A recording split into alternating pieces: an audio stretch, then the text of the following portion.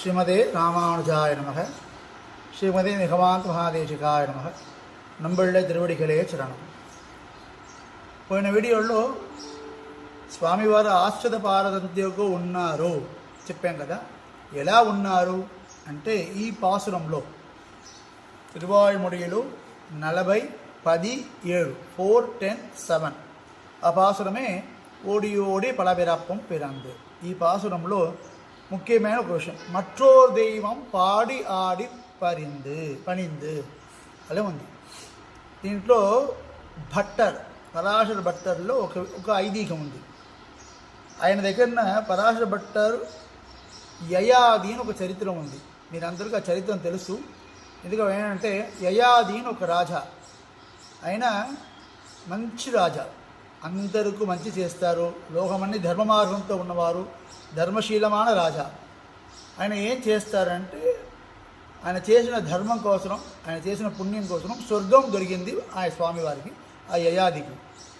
స్వర్గం పోయిన తర్వాత అక్కడ ఇంద్రుడు ఉన్నారు, స్వర్గాధిపతి దేవేంద్రుడు ఉన్నారు కదా.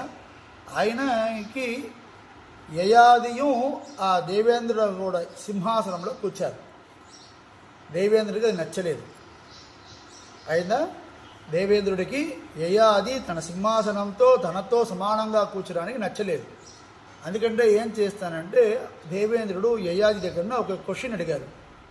ఏ క్వశ్చన్ అంటే, మీ భూలోకంలో ఉన్న సమయంలో యయాది, నువ్వు భూలోకంలో ఉన్న సమయంలో ఎవరు ధర్మరాజా, ధర్మశీల రాజాను లోకమంతరు ఎవరు మంచిగా అప్రిషియేట్ చేస్తారు అని ఆ దేవేంద్రుడు యయాది అడిగారు. యయాది ఏం చెప్పారంటే, ఆయన మంచి చెప్పాను కదా ధర్మశీలుడుగా ఉన్నవారు, అందుకంటే ఆయన ఏం చెప్పారు, నన్నే చెప్పారు అందరూ, నేనే ధర్మశీలుడని అందరూ చెప్పారు.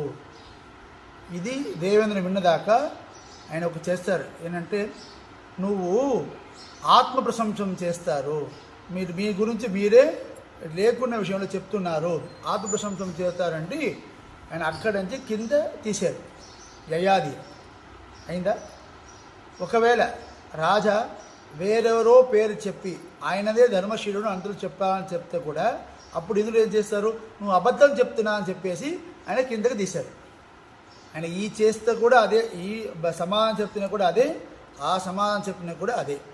సో ఇలాంటి శుద్రదేవుడు, ఇలాంటి దేవేంద్రుడు, కుబేరుడు, ఇంద్రుడు, అంద్రుడు వాళ్ళందరికీ మనము వాళ్ళకు సమానంగా, ఈ మనుషులోకని వచ్చిన వారు వాళ్ళకు సమానంగా ఉన్నదని వాళ్ళకి ఎప్పుడు నచ్చదు.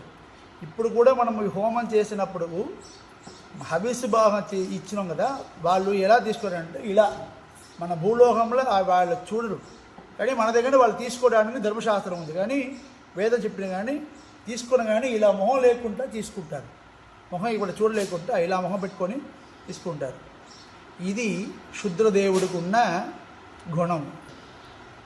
కానీ రామాయణంలో రాముడు వాడు సర్వేశ్వరుడు కదా, ఆయన విశ్వామిత్రుడు అంట ఒక జీవాత్మకి, ఋషిగలాన్ని కూడా జీవాత్ముడే కదా, ఆయనకి అలా ఎలా ఉన్నారు, ఎంత దూరం పారతంత్రిగా ఉన్నారని ఒక శ్లోకం.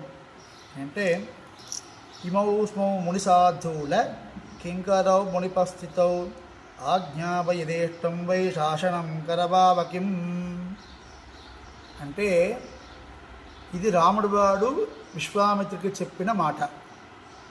ఓ స్వామి, మీకు పని చేయడానికి ఇద్దరు కింకరుడు వస్తున్నారు, నేను రాముడేశ్వరుడు ఇద్దరు వచ్చారు కదా, నేను ఇద్దరు మీకు పని చేసిన కింకరుడు, మీకు ఏం కావాలో నాకు ఆజ్ఞ ఇవ్వండి. ఆజ్ఞాపయ యథేష్టం, ఆజ్ఞ అంటే ఆర్డర్, రిక్వెస్ట్ కాదు. ఇప్పుడు పని మనుషుడికి యజమానుడు ఆర్డర్ ఇస్తారు కానీ రిక్వెస్ట్ చేయదు.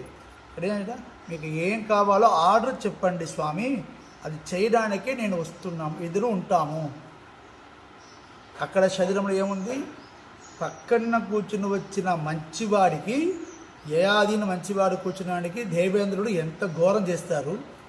ఇక్కడ స్వామివారు ఈ దేవేంద్రుడు మనలాగా ఒక జీవాత్ముడే, పెద్ద జీవాత్మ, అంతేగాని పెద్దడు కాదు, అని పరమాత్ముడు కాదు. కానీ పరమాత్ముడు ప్రత్యక్షంగా తన అవతారం చేసిన సమయంలో ఒక్క జీవాత్మకి తన ఎంత దూరం ఆశ్రిత పారతంత్ర్యంతో ఉన్నారు. ఇది రాముడు వారికి ఉన్న ఒక అనుభవమాన ఒక కళ్యాణ గుణం. ఆశ్రిత పారతంత్ర్యమే స్వామివారి రూపం. స్వరూపం ఏ స్వామి? రాముడు అంటే ఆశ్రిత పారతంత్ర్యమే శ్రీరాముడు. అది ఈ రామనవమి సందర్భంగా మనం అనుభవించిన ఇంకొక రాముడు వాడు ఇంకొక వైభవమాన గుణం. శివతే రామానుజాయ నమః.